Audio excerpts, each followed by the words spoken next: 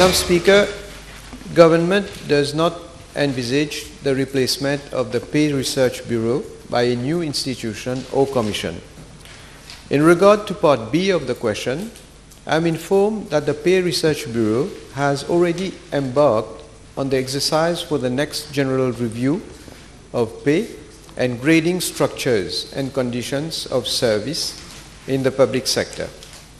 The report is expected to be released sometime in October 2020.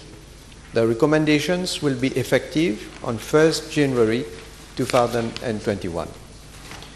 I am informed that in the context of this exercise, the Bureau has had consultations with the executive members of 10 federations from 9th to 13th of April 2018. Moreover, the PRB has already issued circulars to all public sector organizations covered by its next report with a view to collecting fresh and relevant data necessary to carry out the general review exercise. The federations of civil service unions have also been requested by way of circulars to submit their proposals on conditions of service in the public sector. The Bureau is providing them with any required assistance for the preparation of their submissions. Yes, thank you, Madam Speaker.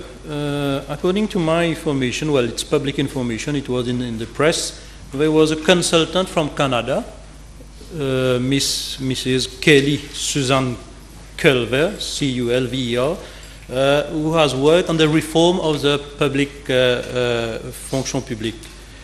In order to replace the institution that is a PRB, but the Honourable Prime Minister just reassured the House that they are not replacing it. My question to the Honourable Prime Minister, whether there has been any report from this consultant, and whether, if there has been any report, is it possible to have the report public?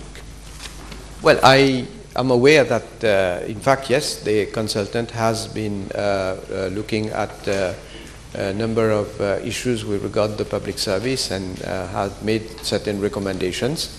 But I have to check and see whether that report can be circulated. Yes, Honourable Ganu, last question. The Right Honourable Prime Minister, the Honourable Prime Minister, whether he has received letters from other federations of the Federation of the Public Sector and other unions, urging the Honourable Prime Minister to see to it that the PRB is published in September, October 2019 for implementation as from the 1st of January 2020, whether he has received several requests from the different federations.